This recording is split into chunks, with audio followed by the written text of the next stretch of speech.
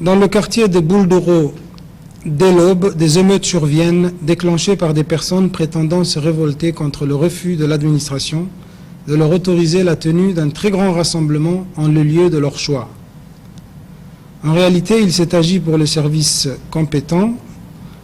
public compétent, d'avoir invité les organisateurs de cette manifestation à se retrouver non pas en ces lieux, mais sur un autre site plus approprié, compte tenu d'une part des risques de débordement et de troubles redoutés au regard du nombre important des personnes invitées à y participer et du caractère religieux, culturel, mais aussi et surtout tribal de la manifestation projetée. Et d'autre part, compte tenu donc d'autre part, de la situation sur le plan de la sécurité en relation avec les menaces d'attentats que subit en permanence notre pays. Je disais donc que les émeutes ont éclaté comme préméditées face à la situation que je viens de décrire, entraînant des conséquences dramatiques, les décès de 7 personnes et les blessures de 86 autres, des dégradations par l'effet d'incendie et de tentatives de prise d'otages. Les blessés au nombre de 86, dont 11 sont encore hospitalisés.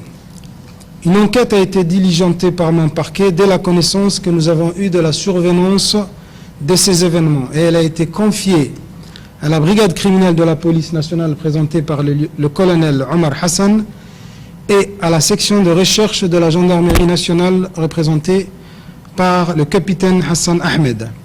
Cette enquête, toujours en cours, va établir les faits et gestes des personnes ayant participé à la commission des infractions à la loi et de déterminer les responsabilités, toutes les responsabilités dans ces incidents dramatiques, de leurs origines jusqu'aux conséquences.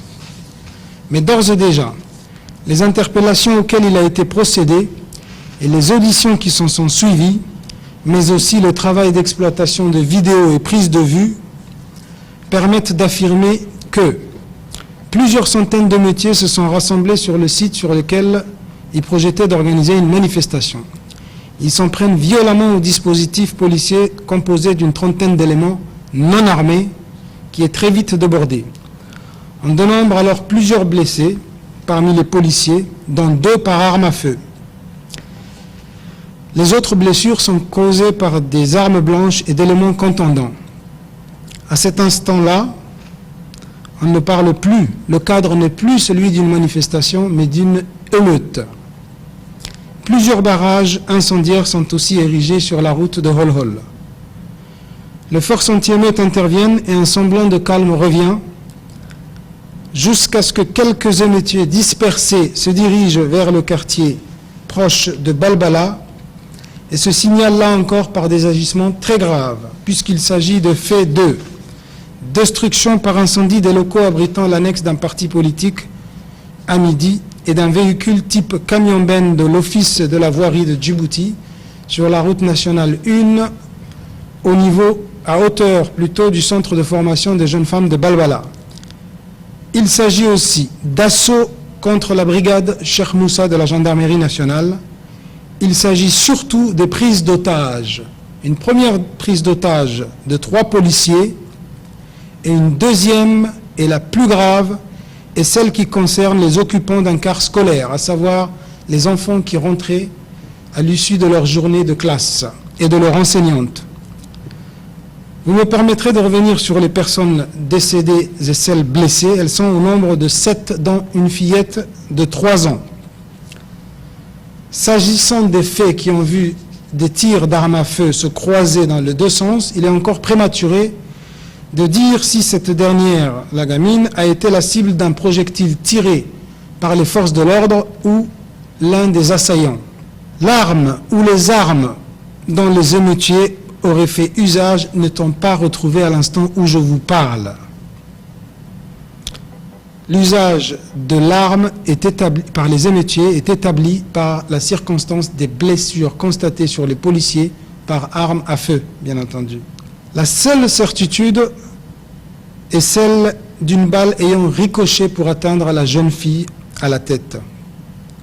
Mais dans un cas comme dans l'autre, vous conviendrez que la responsabilité ne souffre aucun doute, tant il est constant que les émeutiers aient utilisé les ruelles du bidonville de Bouldoro où se trouve la demeure de la défunte.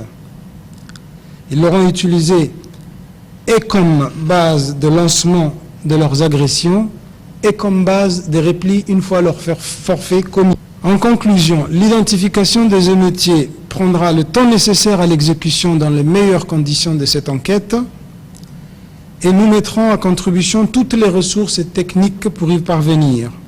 Pour l'heure, 8 personnes sont en garde à vue et vous comprendrez que je ne puisse communiquer sur leur identité comme me le conseillaient tantôt les deux enquêteurs, les deux responsables de l'enquête présents à mes côtés.